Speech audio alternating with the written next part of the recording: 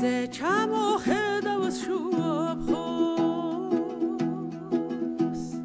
gai ghidle ben serebi aragozei balakhben lurj qajriyani tkhenebi lurj qajriyani tkhenebi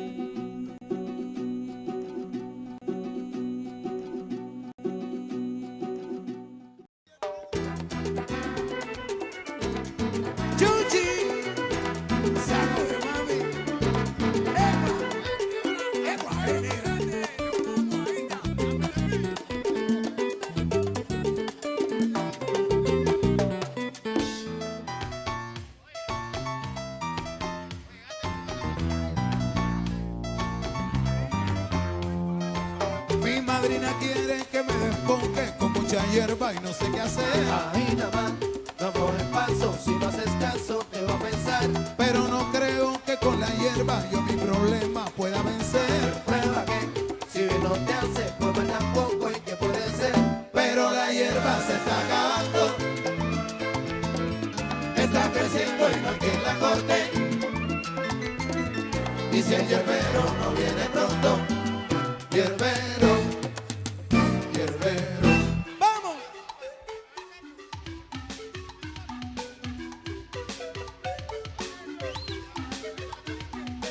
Hierbero ven, hierbero va, hierbero te estoy llamando, me tengo que ir. Welcome to Looking into Cultures. We're back from the tropics. Back from Cuba, Isla Bella. We're back from Cuba. How was your trip? How did you get there? I want to hear all about it. Actually, not we, only me. Yeah, how did you actually do it? I mean, because Cuba's kind of a place that people don't know a lot about. I got to tell you, I always wanted to go to Cuba, but I couldn't go to Cuba because it was prohibited by the U.S. government for just an independent traveler. And, you know, I always resented that. Okay. I always thought I should be able to go anywhere I want to go. And so I found out that I could go there independently. And so last year on Valentine's Day, I set off for Cuba. Yeah. Now, I travel completely independently. Now, how did you do this? You have a passport, of course. Yes. But Well, I had to get this special Cuban tourist card through an agency in Miami, and Okay. I found out later I could have gotten it at the airport counter in Miami, but really? I did it online through an agency. And so you flew to Miami first, and then you took another plane. And then I flew not to La Habana, I flew to Santiago de Cuba on the east end. Okay, and then you Yeah. took a bus, or how did you get around? No buses. See, well, on our second episode, we're going to talk about basically the Cuban government, politics and economics, but not today. So I Okay. won't get into the details. But I didn't take a bus. I took shared taxis, Okay. which were mostly shared with other foreigners, but there were Cubans in the shared taxis as well. And you kind of fell in love with Cuba from what you told me. You really love a lot of the culture Well, I grew and the up, people. Yes, because my father, he studied Spanish. He worked with, he had friends that were Cubans, Cuban exile actually, this one couple. And we used to listen to, you know, Cuban music in the house, Spanish music, Latin American music. And so, and then I've studied Spanish, I speak Spanish, so I have a great affinity for Cuba and everything about, you know, Cuban culture. Wow. And how long were you there for? I was there for 3 weeks. And you stayed at various hotels? Now, this was the amazing thing. I don't like, I have to say, I don't really like Airbnb. I am not a fan of Airbnb Okay. for multiple reasons.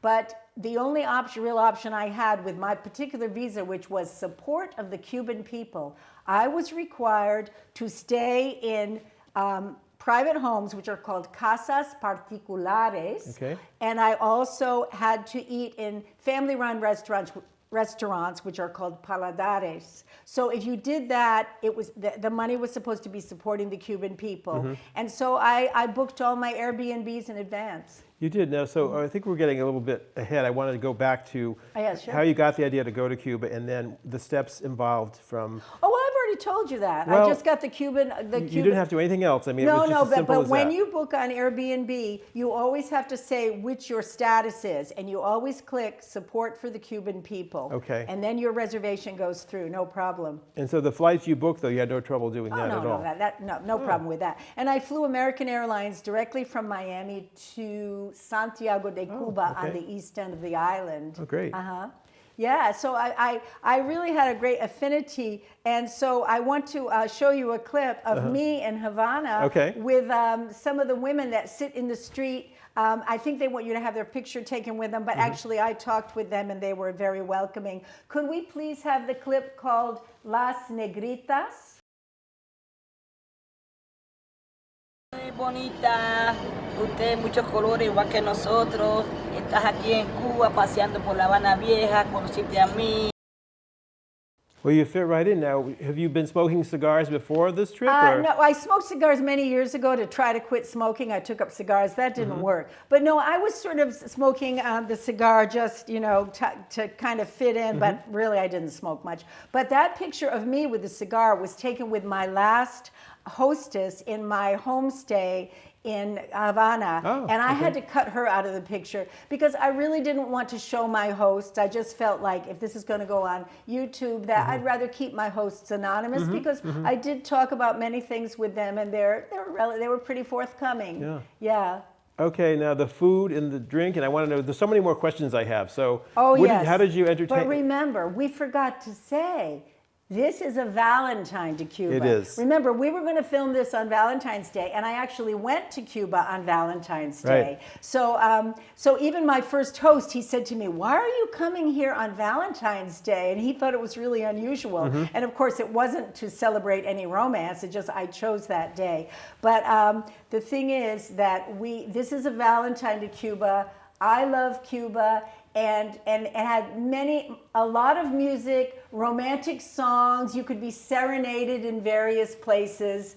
And so that's a big part of my trip was the music. Okay, well, let's talk about that and what you did every night for entertainment and food. You went out to dinner? Okay, or the food I ate in the Paladares, which are the family-run restaurants. Okay. I'm not a big foodie, so it's not really a big focus of mine. You know, in fact, I had some good meals, but I'm just not a big foodie. How about mojitos? Did you have anything to drink? Yes, I did have some. I did, but I'm also not a big drinker, so that wasn't a big. My big thing's the music. So I would like to play play one of our clips here.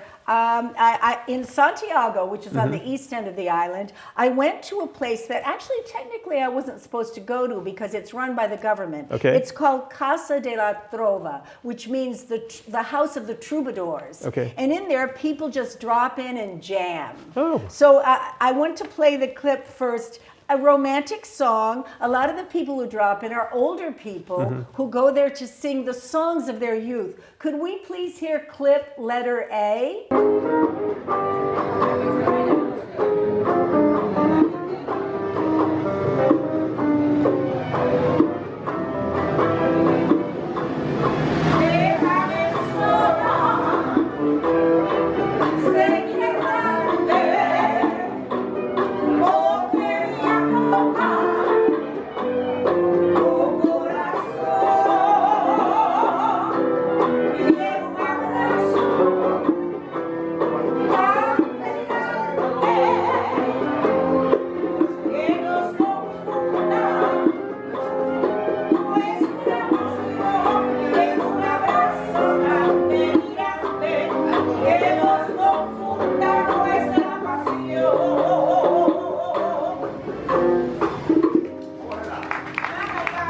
Wow, that was wonderful. Did you join in at some point, or did you? Actually, I did. I sat in. Do you want to see that clip? I'd love to. Yeah, so I sat in. So anybody can sit in. And of course, the easiest thing for me to play was the claves, the two pieces of wood you tap. Okay. And so could we please hear the clip, letter F? This is me sitting in with some musicians in the Casa de la Trova.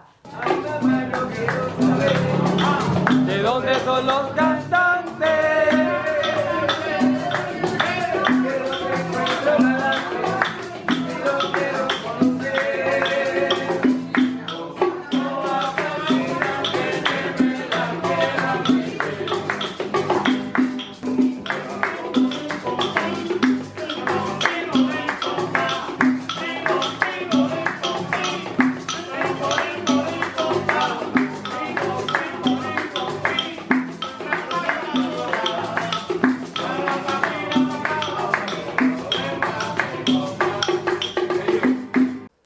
Fantastic. So they asked you to join in, or did you volunteer? How did that? Was that like Either way, was that Cuban either karaoke way. sort of a thing, or how did it? That's no karaoke. Yeah. Those are real musicians, Wow. live musicians Okay, yeah, playing. yeah, yeah. But I mean, as far as my sitting in, I mean, anybody can sit in. It's informal. It's a jam session. They welcome anybody. It was just amazing. And then there was this young man in there. He played the trombone. He sort of latched on to me. And so I asked him to play the trombone. He had been practicing, and he had his case. So he took it out. He put it all together, and then he played for me. Could we please hear clip letter D?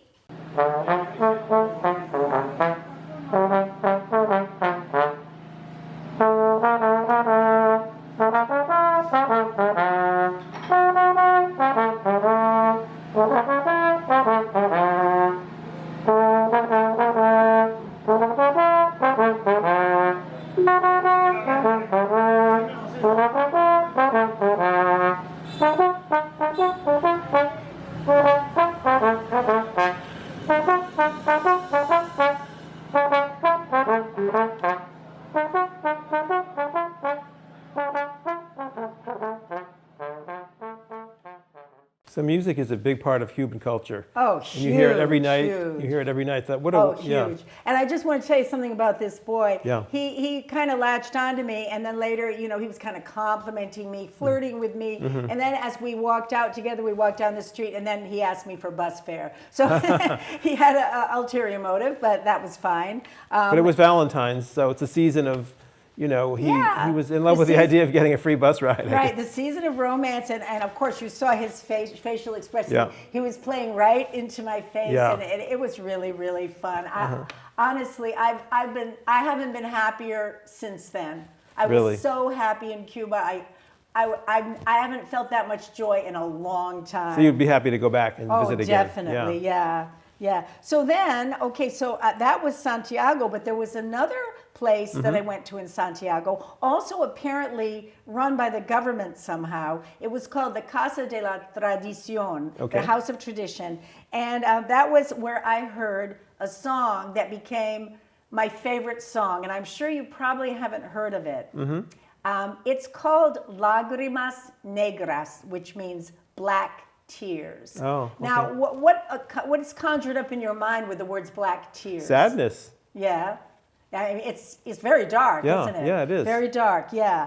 And the interesting thing is that there's a lyric in this song that says, you want to leave me, and I'm going to suffer so much. I'm going to go with you, even if it costs me my life, my saint. That's an old song because Yes, people don't very usually old. feel that way any longer. They're like, if you want to leave me, that's great. I'm going to be much happier once you're gone, right? I don't know. I mean, I think the whole gamut, the whole spectrum. It's traditional. It's traditional yeah. way of thinking well, about it's it. a very traditional sort of Yeah. very passionate, which Latinos are very. The stereotype is that they're very passionate, but Yes. the music is very passionate, especially the traditional music. I would like to play the clip for you. This one's a little long, but this was the song, became the theme song of the trip for me. Okay. Black Tears.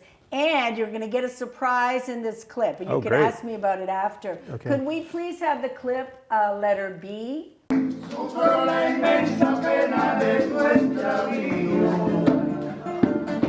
y siento el dolor profundo de tu partida, y lloro sin que sepas que el llanto mío tiene lágrimas negras, tiene lágrimas negras por mi vida. Tú me quieres dejar, yo no quiero sufrir.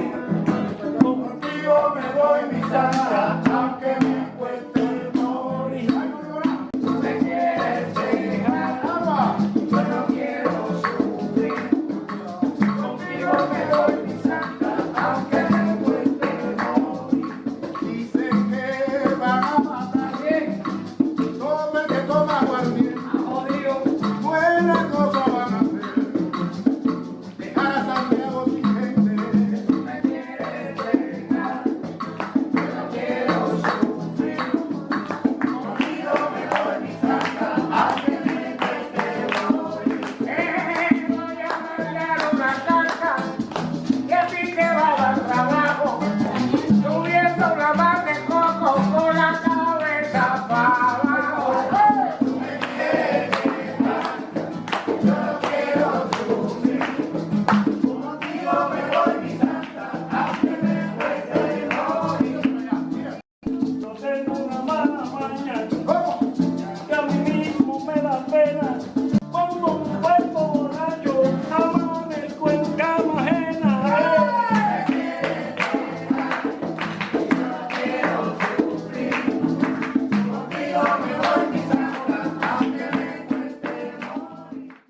Wow. Now, what did you notice in there? I saw the rum. Now, there's actually some rum. That's a very popular theme, I Right. guess, Black Tears. Black Did you try tears. the rum?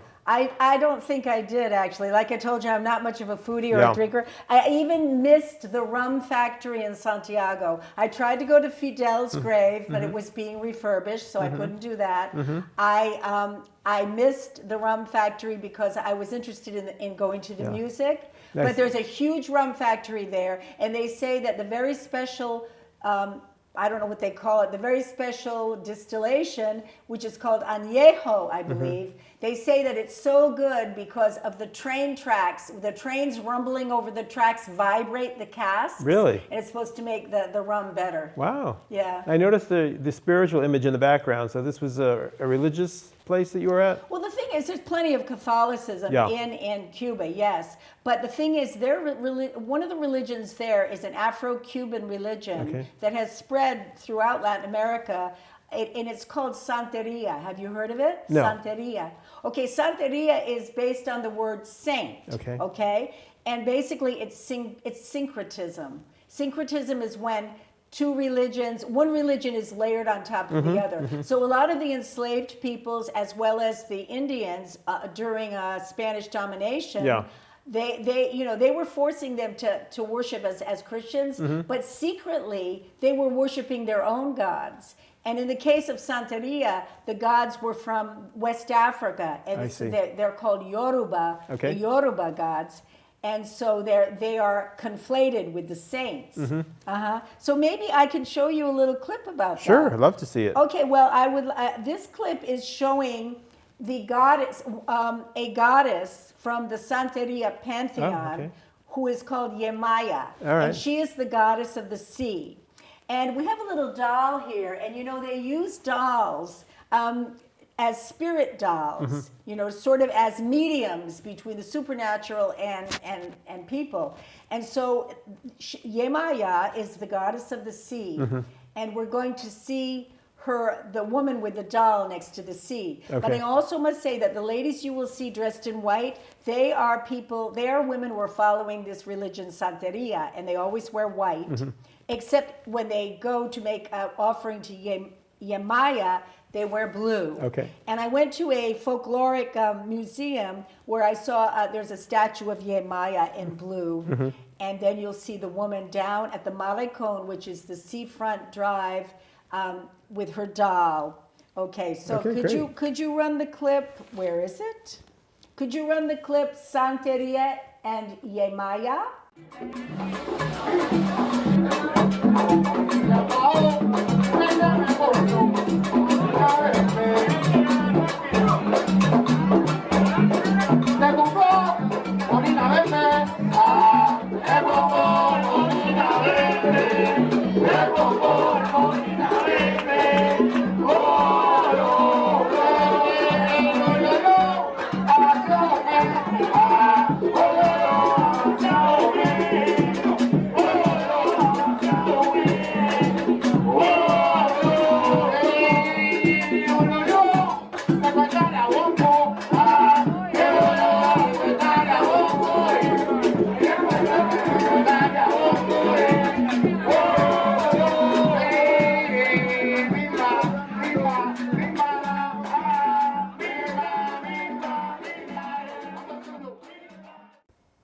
Now that's a ritual. How often is that done?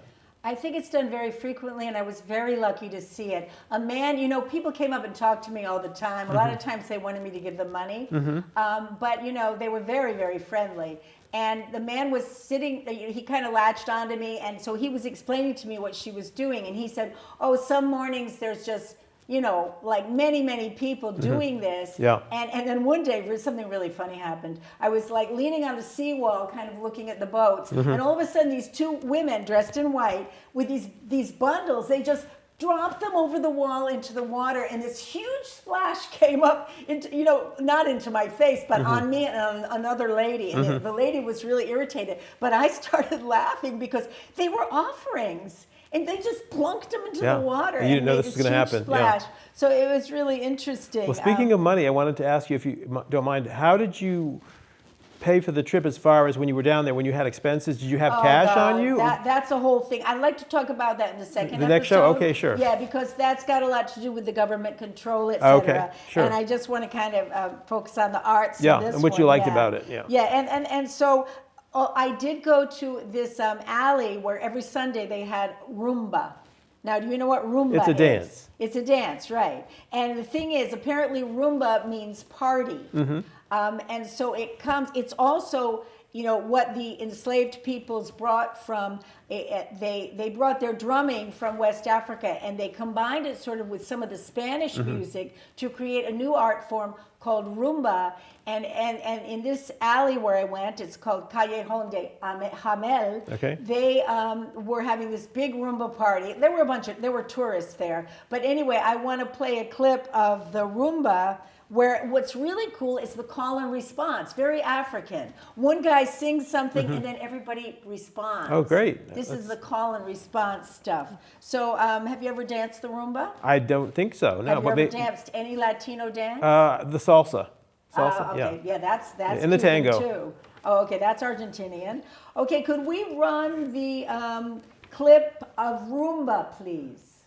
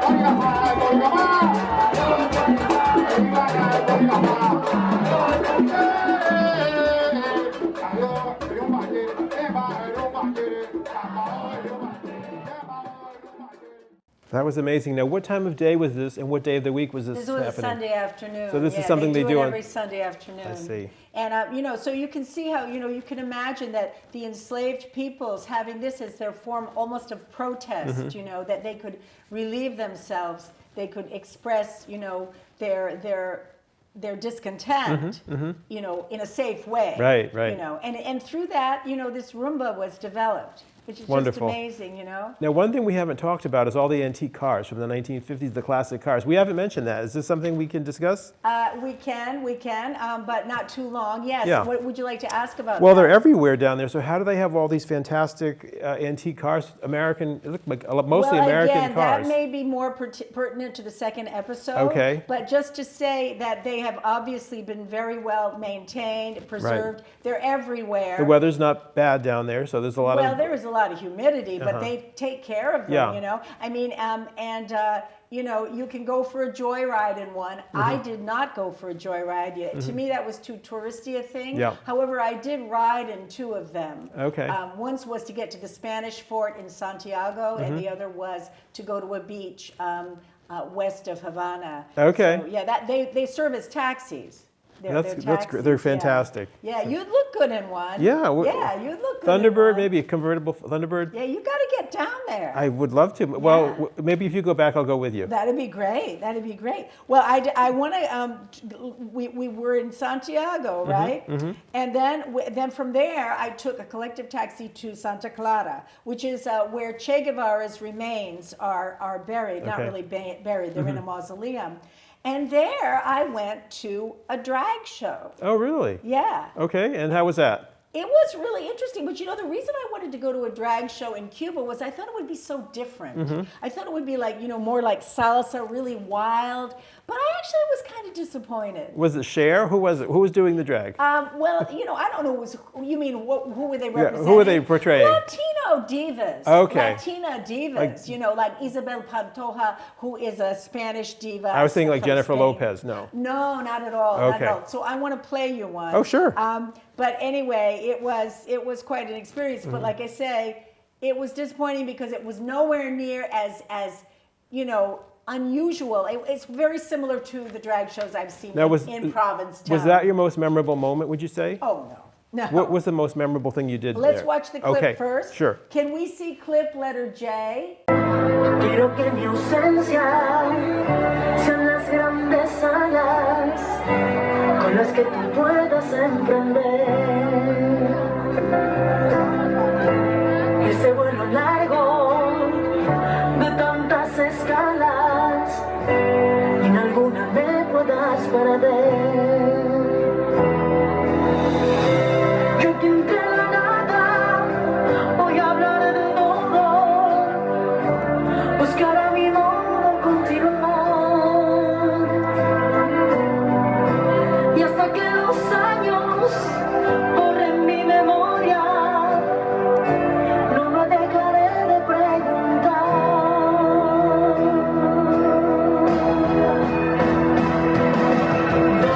¿dónde estará mi primavera? Donde se me ha escondido el sol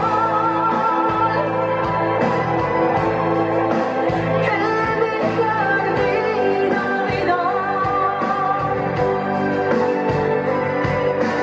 y el alba marchitó.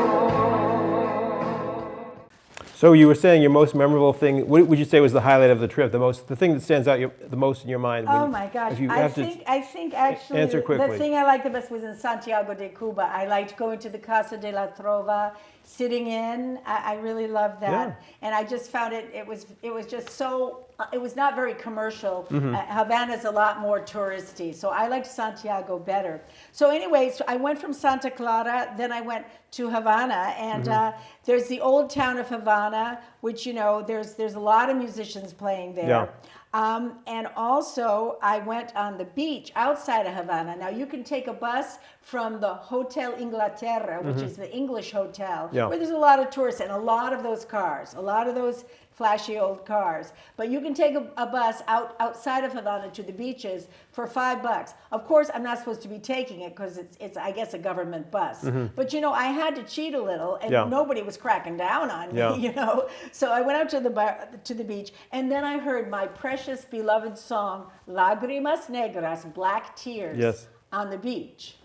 And that was really special. Could we hear the clip letter I? Como la inmensa pena de nuestro avío. Y siento el dolor profundo de tu partida. Y lloro sin que sepas que el llanto mío tiene lágrimas negras. Tiene lágrimas negras como mi vida. Me quieres dejar, yo no quiero sufrir. Contigo me voy, mi santa, aunque me cueste morir. Oye, que viva Goyo, que viva Goyo. A la mujer bonita que da un beso en el moño.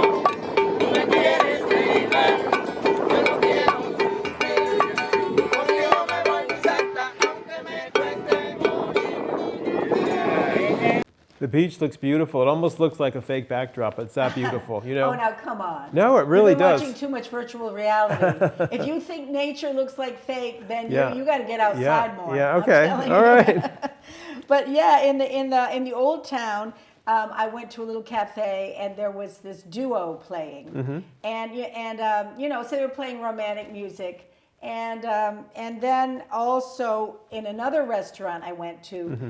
This one combo, there was like 2 women and 2 men playing, Mm-hmm. and they were playing a song that I remember from my youth. Do you remember the song "Yours Till the Stars Have No Glory"?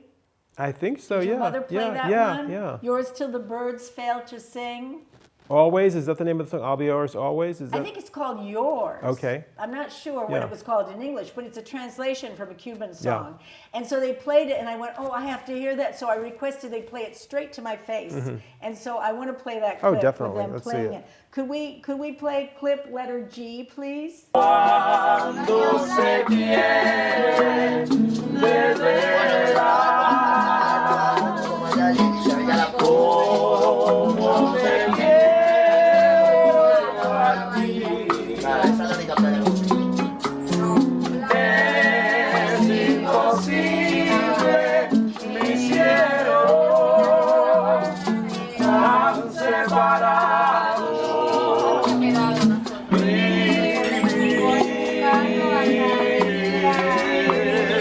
Cuando se quiere de veras, como te quiero yo a ti. Es imposible, mi cielo tan separado.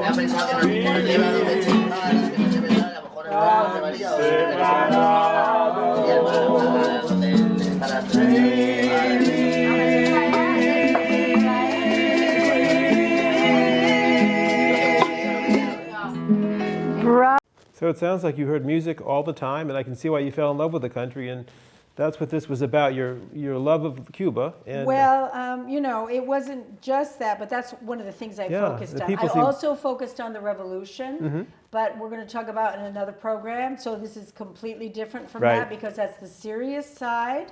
But the people seem very warm and welcoming, and they really, Yes, made it you was- feel at home. Well, the homestays were fabulous. Yeah. I mean, I felt so welcome. It was just wonderful. I've never had homestays like that anywhere in the world. Mm-hmm. It was just unbelievable. You were like part of the family. Like mi casa es su casa? Yes, absolutely. Wonderful. Oh, it was just incredible. And I think also these places you can jam. You notice the old people in there. Yes. So they wander in and jam. And it's what a wonderful thing to do Yeah. when you're old, to go sing the love songs of your youth, you know? Yeah.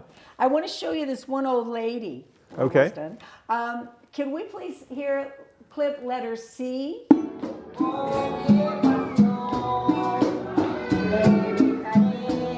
Tú me darás el corazón mañana, mañana, yo mañana me voy de aquí. Amor mío, pero esta tarde, pero esta tarde, la paso.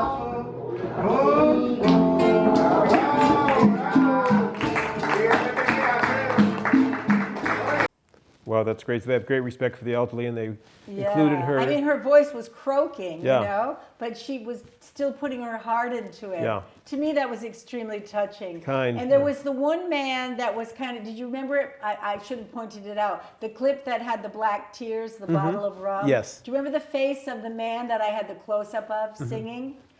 You know, he looked like a friend of mine from West Africa, so I really felt, I told him that, and he was so nice, and you know, we sat and talked, and then later we walked up to the plaza together, and he was a retired teacher, and we had a lot in common.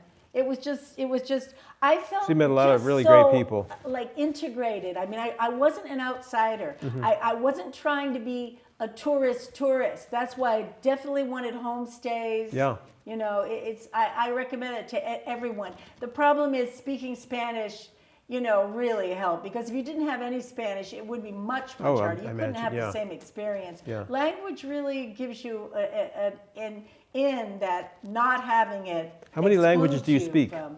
Well, I speak a few, but none of them like absolutely fluently. Spanish is you know, I'm pretty fluent in Spanish, but not native speaker. You know, but I only have two more little things to show. Sure.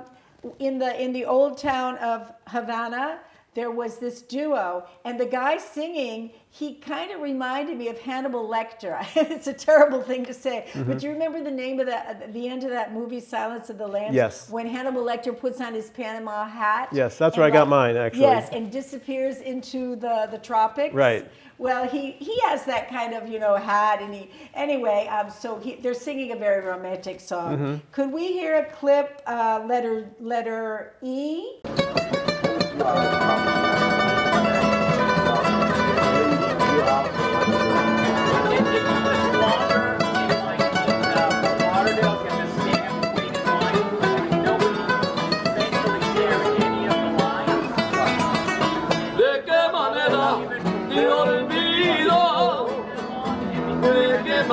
Yo entierro ese cariño malvado que a diario atormenta a mi corazón. ¿De qué manera te olvido si te miro en cualquier gente que tú no quieres verme porque te conviene dañar nuestro amor?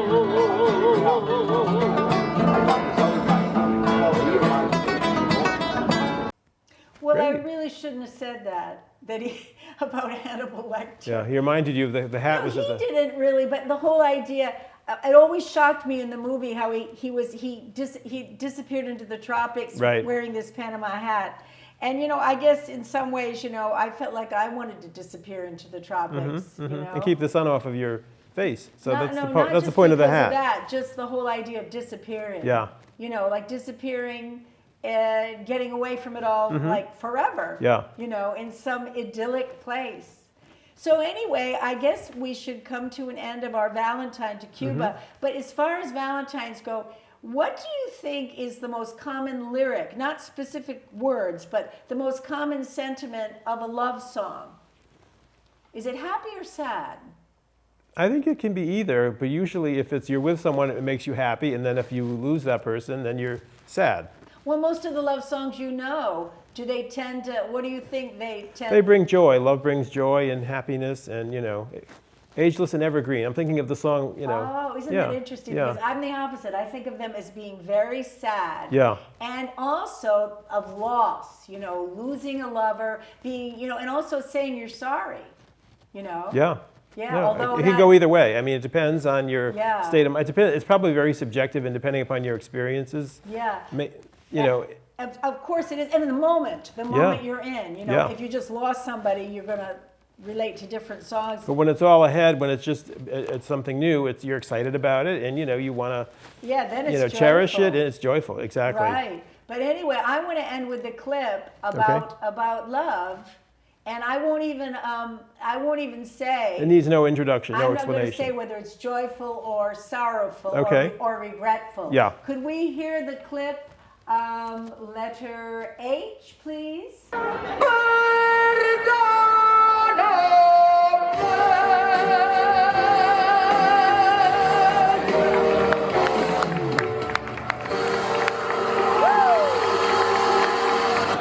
Looks like there's a lot of diversity down there, and absolutely. But listen, you couldn't hear very well the lyric. Yeah. She said, "Perdóname." Is that because her cleavage was showing, or what was? No, she was saying, "I'm sorry, pardon me." Oh, okay. So forgive me, forgive me. And so I wanted to end the show with, "Forgive me, forgive me if I talked too fast. Forgive me if I didn't let Frank say enough." But the Cuban music said it all. It was wonderful. Thank you for sharing your trip with us. Thank you.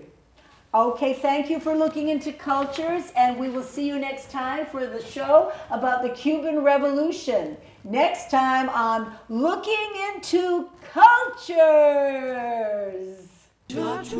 Maria